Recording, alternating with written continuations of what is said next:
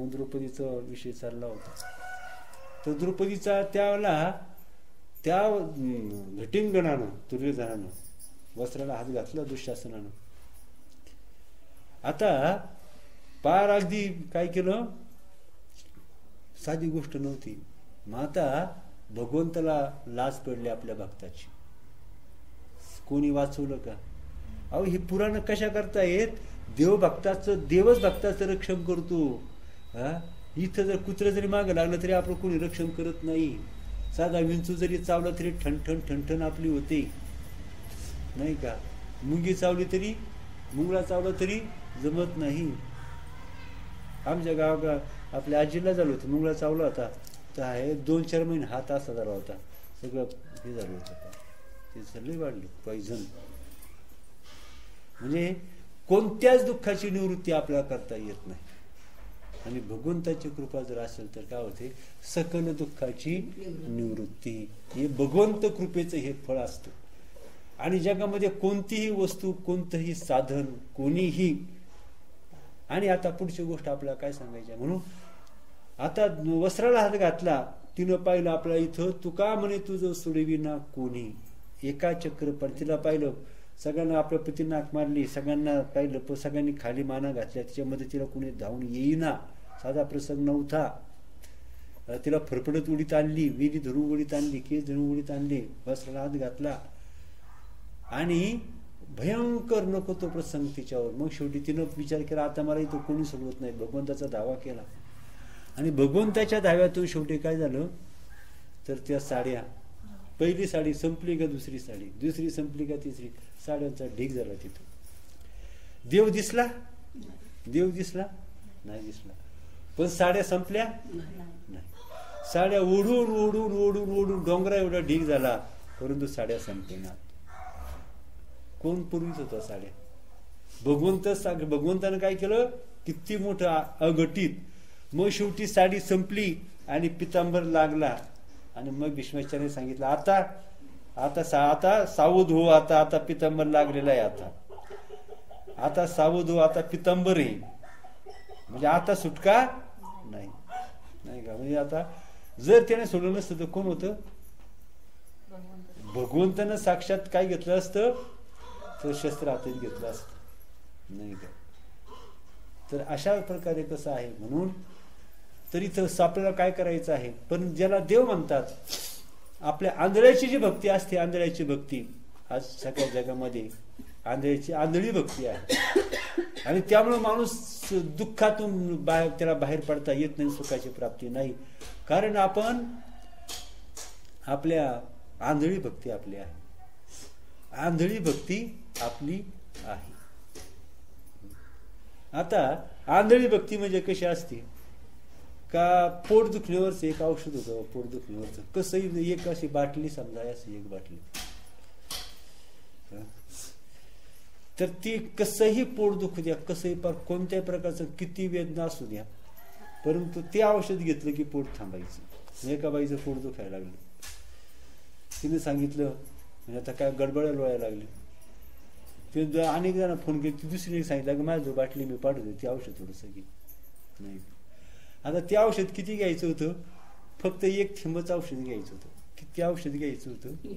एकच थेंब औषध घ्यायचं होतं ते, नाही का? तिने घेतलं 1 चमचा, अख्ख्या अंग काळी पडली ना, अख्ख्या अंगाचा जाळ झाला.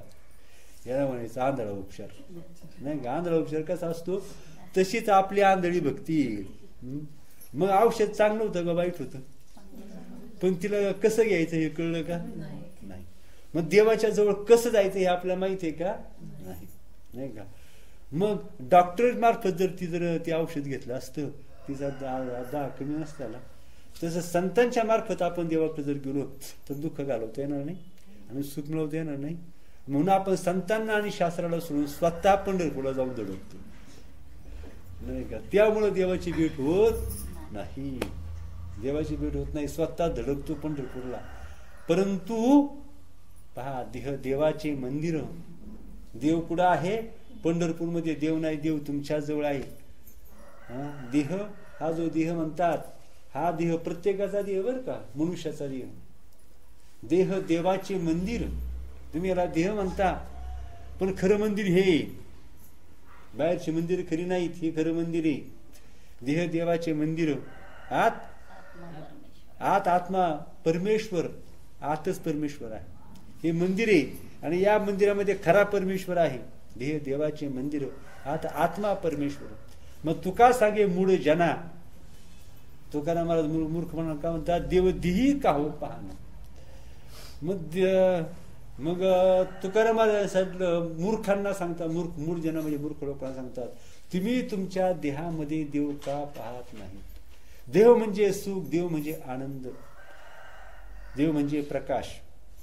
प्रकाश म्हणजे जिथं अंधार नसतो, नाही का, म्हणजे तो प्रकाश म्हणजे जिथं अज्ञान नसतं, जिथं सुख असतं, जिथं आनंद असतो, त्याला प्रकाश असं म्हणतात. मग तुकाराम महाराज काय सांगितलं, तुका सांगे मूळ जन देव देही काव पाहना. मग आता देव कुठं पाहायचंय, देहामध्ये पाहिजे. मग त्याला का सोनोग्राफी करायला पाहिजे होय, काही एक्सरे काढायला पाहिजे. देहात तर देव कशाने दिसेल, एक्सरे का सोनोग्राफीनं, वर्षा सोनोग्राफी करायला पाहिजे का एक्सरे काढायला पाहिजे. मग काय करायला पाहिजे, देहातला देव जर पाहिजे. देव कुठं आहे लक्षात ठेवायचं, देव तुमच्या जवळ आहे. देव पंढरपूरमध्ये नाही, देव आळंदीत नाही, देव गाणगापूरमध्ये नाही, देव तुळजापूरला नाही, देव चारी धाम मध्ये नाही. देवांचा देव, खरा देव, सत्य देव, तो तुमच्याच जवळ आहे. आणि त्याची भेटी झाली की जन्म मरणाच्या परंपरेतून सुटका होते. मनुष्य त्याची भेट झाली की साक्षात स्वतः देव बनून जातो. सगळ्या दुःखातून सुटका आणि परमसुखाची प्राप्ती. आणि ही गोष्ट कधी घडते, संतांच्या मार्फत गेलं तर घडते, एरवी नाही. आणि मग त्यांचे कोटी जन्म सफल होतात. आणि म्हणून तुकाराम महाराज म्हणतात, जन्म आलो त्याचे आज फळ झाले साचे. काय म्हणतात, जन्म आलो त्याचे आज फळ झाले साचे. म्हणजे संतांच्या मार्फत आपण म्हणून काया ही पंढरी आत्मा हा विठ्ठल, काया ही पंढरी आत्मा हा विठ्ठल. काया म्हणजे शरीर, मग हीच पंढरी आहे आणि आत्मा हा विठ्ठल आहे. नांदतो केवळ पांडुरंग, तो इथंच नांदतो. आणि त्याला त्या परमात्म्याची प्राप्ती, त्याचं दर्शन म्हणजे खरं तुकाराम म्हणतात, झाले दर्शन जातो माघारी पंढरी नाथा, तुझे दर्शन झाले आता, नाही का, तुकाराम महाराजांनी सांगितलं. मग त्या आत्मस्वरूपाचं दर्शन म्हणजे पांडुरंगाचं दर्शन. दगडाच्या मूर्तीची काय करशी सेवा, काय तो निदैवा देईल तुझं. दगडाच्या मूर्तीची काय करशी सेवा, दगडाच्या मूर्तीची सेवा नाही सांगितली, जिवंत परमात्म्याची सेवा सांगितलेली आहे. साक्षात परमात्म्याची सेवा. आणि तो साक्षात परमात्मा मूर्तीमध्ये नाही तर तुमच्या आमच्या देहामध्ये आहे, नाही का. आणि त्याची पूजा म्हणजे ज्ञानदेव म्हणे भजा आत्मदेवा. त्याची पूजा म्हणजे कसं, भजा आत्मदेवा. आणि म्हणजे ती पूजा कशी करायची तर संत ब्राह्मण, संत म्हणजे ब्राह्मण नाही बरं का, संत हेच ब्राह्मण आहेत. आणि मग ते आपल्याला काय करतात, ती पूजा कशी करायची सांगतात. आणि मग ते आपल्याला आत्मत्वानं त्या परमात्म्याचं, विठ्ठलाचं आपल्याच ठिकाणी काय होतं, साक्षात दर्शन होतं. आणि त्याला व्हायचं अष्टसाध. काहीच पाहू नये तर परमात्माच. एक नवरा बायको होती का, कशी गोष्ट आहे. तर एक जाणकार होता, त्यांचा मित्र, नवरा बायकोचा जाणकार मित्र. त्यांच्या गप्पा चालायच्या. तो मित्र तिथे जाऊन बसायचा, त्याचं दुकान होतं, त्या दुकानावर जाऊन बसायचा आणि घरी जायचा. दुकानावर गेला का मग तो बायकोच्या गप्पा सांगायचा, माझी बायकोनं असं केलं, माझी बायकोनं तसं केलं, माझी बायको अशी, माझी बायको तशी. आणि घरी गेला का ती सांगायची, माझा नवरा असा, माझा नवरा तसा, माझ्या नवरा आमके केली, माझ्या नवरा तमके केली. गेला लय बायचा गेला, हे खबर ऐकायचं म्हणलं, नाही का. हा असं सरळ जरा एकदा सरळ रस्त्याने चाललो होता. तीन लिकाव या ना, चहा घ्या. बरं म्हटलं, द्या अर्धा कप घेतो म्हटला. तिनं ते पतीपुराण सुरू केलं. तू म्हणला काय गप्पा मारते म्हटला. त्या नवऱ्याचं म्हणलं, तुला माहिती आहे का, हा तो जरी असा दिसत असलो तरी तो पूर्वीचा मासाची. तो का कोण आहे, मासा. अजूनही म्हटलं त्याने ते गुण सोडले नाहीत. म्हणले कशावरून मासा आहे. म्हटलं तुला सांगू का म्हटलं, तू झोपला का तू त्याचा अंग फक्त चाटून पा काय ती म्हणे. आणि जर म्हणली तुला तर चाटून पा, मासा कुठं असतो? समुद्रात ना. मग ते पाणी कसं असतं? आणि माशाचं अंग कसं असतं? खारट. माशाचं अंग कसं असतं? खारट. म्हणे कशावर मासा आहे? म्हणे तू झोपला का तू अंग चाटून पहा, मग तुला कळून तू मासा आहे का नाही. तिथून उठला, ते डोकं चिरमिर करायला लागलं. म्हणजे आपलं कसं काय म्हणले आपण उगेच म्हणले आता काय डोकं चिनबिन झालं बरं का तिथं, चिलबिचिल झाली. हा थोड्या वेळा दुकानामध्ये गेला, त्याचं झालं बायकोनं असं केलं तसं केलं, हे आमचं ते. तुम्हाला आणि नको गप्पा मारू म्हटला, तुझी बायको कुत्री आहे. काय म्हटलं? तुझी बायको काय आहे? कुत्री आहे. म्हणलं काय बोलतो, कशावरून म्हटलं?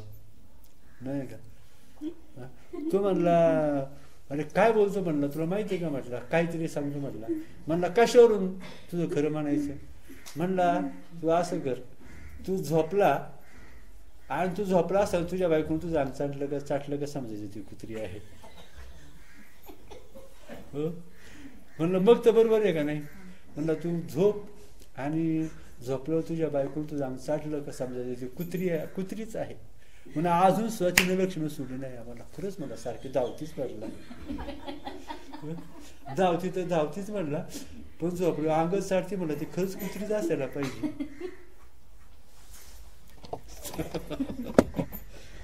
मग हा याचे डोकं चक्कर झालं, तिचंही डोकं चक्कर झालं. तो गेला दुपारचं दुकान बंद केलं, 2 वाजता घरी जाऊन जेवला. उन्हाळा होता, गरम झालेलं होतं. हा तसाच झोपला.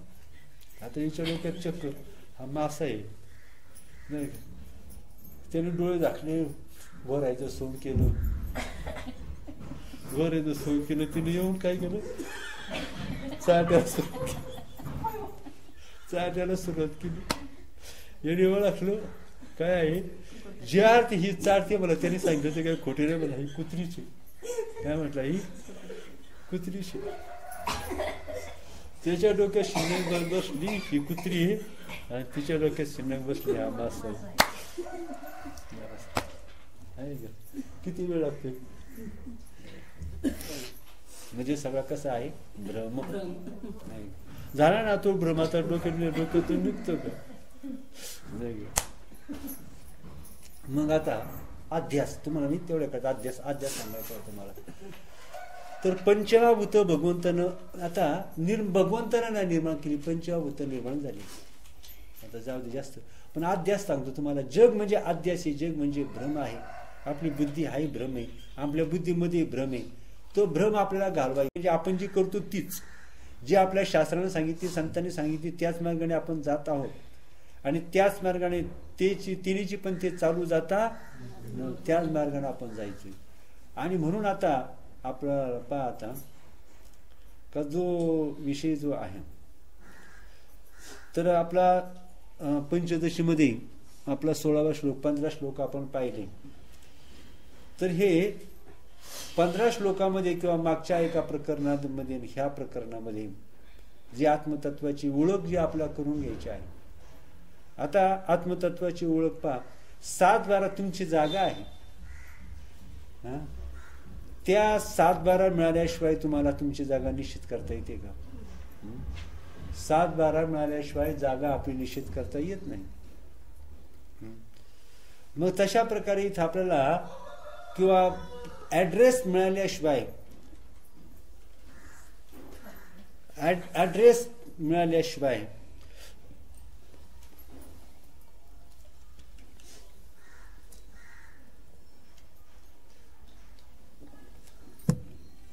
शिवाय सुद्धा आपल्याला त्या ठिकाणी पोहोचता येतं का? ऍड्रेस नसेल तर एखादा मनुष्य मुंबईहून आला आणि त्याने पुणे स्टेशनला विचारलं पानपट्टीवर, का हो आपले ते मुरकुळे कुठं राहतात? पुण्यामध्ये विचारलं एखाद्या अशी स्टेशनवर विचारलं का मुरकुळे कुठं राहतात, सांगता येईल का? याला नाही माहिती. एखाद्या दुकानात गेला, 10-5 दुकानं पाहिली, मोठमोठी चांगली भारी भारी दुकानं पाहिली, मुरकुळे कुठं राहतात हे का सांगता. शिवाजीनगरच्या स्टँड वगैरे त्या साहेबाला विचारलं मला मुरकुडे जातात हे का सांगता. हे सांगता मला काय तो म्हणा मुरकुडे तो मला माहित नाही. म्हणजे त्यांचा आम्हाला पत्ता सांगा ना. आम्हाला पत्ता तर मला माहित नाही. पत्ता तर मला माहित नाही. जर पत्ता तुला माहित नाही तू आयुष्यभर जरी इथं राहिला तरी तुला त्या भेटणार नाही. बरोबर आहे का नाही. आयुष्य जरी पुण्यामध्ये घातलं तरी तुला मुरकुळीताईंची भेट होणार नाही. परंतु जर तुझ्या जो पत्ता जर तू दाखवला तर तुला 10 मिनिटात मी तुला भेटण्याची व्यवस्था करतो. आहे का नाही.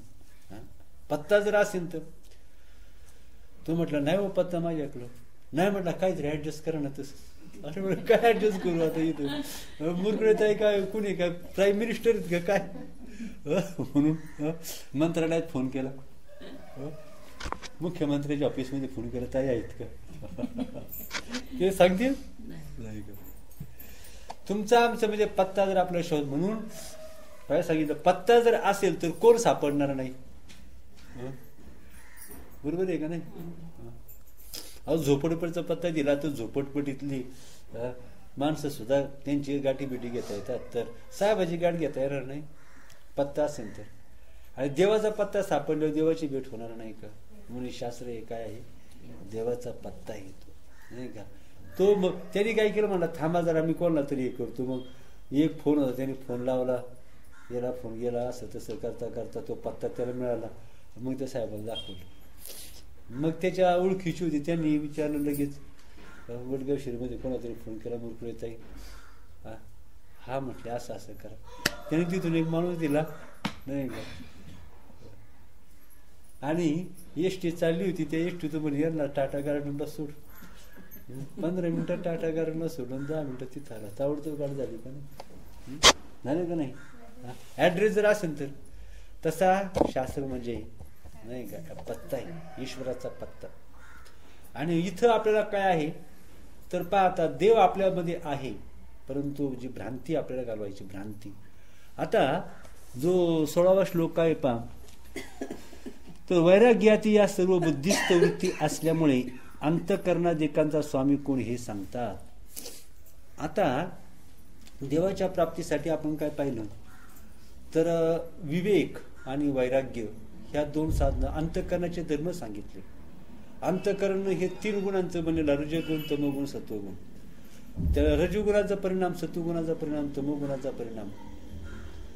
सत्वगुणाचा परिणाम विवेक म्हणजे औदार्य असतं नाही का विवेक असतो आणि वैराग्य असतं. सत्वगुणाचा परिणाम आहे सत्वगुणाचा परिणाम विवेक वैराग्य आणि औदार्य.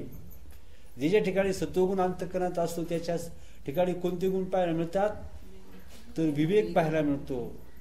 आणि विवेक चांगलाच लक्षात ठेवा बरं का. विवेकाशिवाय विवेक म्हणजे देवच सत्य आहे. देवच सत्य आहे. देव सोडून दुसरं काही सत्य नाही. आणि देवच कल्याणकारक आहे. आणि म्हणून आपली बुद्धिवृत्ती तिथं स्थापित करणं हे विवेक सांगतो. कळलं ना. विवेक सोप्या भाषेमध्ये सांगितलं. वैराग्य म्हणजे काय बाकी गोष्टी कल्पित आहेत दुःखरूप आहेत विघातक आहेत नाही का आणि दुःखरूप आहेत म्हणून तिथल्या सगळ्या वृत्ती काढायच्या. म्हणजे विषयापासून सगळ्या विषयापासून वृत्ती काढायच्या आणि ते आत्मतत्वाच्या ठिकाणी लावायच्या किंवा विषयापासून सगळ्या वृत्ती खेचून घेणं याला म्हणायचं वैराग्य नाही का. विषयापासून सगळ्या वृत्ती म्हणजे वैराग्य निर्माण होणं ह्या जगाबद्दलचं वैराग्य निर्माण होणं याला काय म्हटलेलं आहे. याला वैराग्य म्हणजे अनासक्ती निर्माण होणं हे वैराग्य सांगितलं.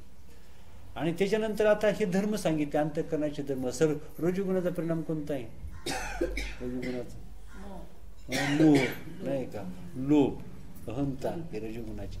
तमोगुणाचे निष्क्रियता आणि आळस नाही का हे पाहिले. आता त्याच्यानंतर पहा की हा आता हे जे कशाकडे सांगितलेले या उपाधी माझी गुप्त चैतन्य सर्वांगत आणि ते तत्वज्ञ संत स्वीकारिती. आता ही पंचमाभूत आधी निर्माण झाली. हा पंचमाभूत विवेक आहे. पंचमाभूत निर्माण पहिलं सत्व होतं शुद्ध सत्वच होतं सत्तत्वच होतं. काय होतं सत्तत्व होतं. आता अजून एक सांगतो तुम्हाला, म्हणजे तर सृष्टीच्या उत्पत्तीकाली म्हणजे प्रलय काळ झाल्यावर फक्त सद्ब्रह्मच तेवढं शिल्लक राहतं. प्रलय काळ झाल्यानंतर सगळ्या विश्वाचा नाश होतो आणि फक्त सद्ब्रह्म शिल्लक राहतं. आता प्रलय काळ म्हणजे काय? प्रलय काळी सतत्व शिल्लक राहतं, सगळ्या विश्वाचा नाश होतो. आता प्रलय काळ म्हणजे आपण जे शास्त्रात वर्णन ऐकले प्रलय काळाचं, तर तो प्रलय काळ नव्हे. म्हणजे आपल्या मन, बुद्धी, इंद्रिय, इच्छा, आकांक्षा, अज्ञान हे संपणं हाच खरा प्रलय काळ आहे, नाही का? या अंतःकरण, मन, बुद्धी, सूक्ष्म देहाचा लय होणं स्वरूपामध्ये हा खरा प्रलय आहे. सुषुप्तीमध्ये काय? सुषुप्ती प्रलय आहे, नाही का? सुषुप्ती प्रलय आहे, तिथे सत्तत्व असतं, परंतु त्या सत्तत्वाचा लाभ, ते सत्तत्व आपल्याला मोक्षाकडे घेऊन जात नाही. सुषुप्ती ही ब्रह्मस्थिती आहे, पण ती ब्रह्मस्थिती आपल्याला मोक्षाकडे घेऊन जात नाही, म्हणून सुषुप्ती कामाची नाही, बरं का? मग विवेक, वैराग्य, श्रवण मननादी साह्यानं ज्या माणसाला काय होतं, तर मग तो जो प्रलय, विवेक, वैराग्य, त्याच्यानंतर श्रवण नादी साधनानं जी स्थिती प्राप्त होते माणसाची, नाही का, तो खरा प्रलय सांगितला. प्रलय म्हणजे सर्वांचा लय, म्हणजे आपण काय म्हणतो, निराश. सगळ्या विश्वाचा निराश झाला की फक्त ब्रह्मतत्व शिल्लक राहतं. आता तुम्हाला सांगतो काय करायचं आहे. शहाण्याला, ज्ञानाला विचारावं, तुला काय दिसतं, तुला काय दिसतं का? ज्ञानाला जर विचारलं, तो ज्ञानाला विचारलं तुला काय दिसतं, ज्ञानाला विचारलं तुला काय दिसतं, तो म्हणतो मला काही एक दिसत नाही या जगा, मला तर काही एक दिसत नाही. तुम्ही विचारता काय दिसतं, मला तर काही दिसत नाही. मग दिसतं का? फक्त ब्रह्मतत्व दिसतंय, नाही का? मग जे विचारणारा होता तो ज्ञानी होता, त्याला ब्रह्मही माहित होतं, माया माहित होतं. ते म्हटले अज्ञानी जगांना माया दिसते, मायावी जग दिसतं, परंतु याला मायावी जग दिसत नाही. याच याला मायावी जग दिसत नाही. अनेक रूपानं नटलेलं पशु पक्ष्यांनी, नाही का, चंद्र, सूर्य, तारे, पशु पक्षी, मनुष्य, जग यांनी युक्त असणारे जग अज्ञानी जीवाला दिसतं, परंतु याला तसं जग दिसत नाही. याचा अर्थ हा ज्ञानी आहे, म्हणून याला जग दिसत नाही. मग ज्ञानाला काय विचारलं, तुला काय दिसतं, तो जर म्हणेल मला काही दिसत नाही, त्याला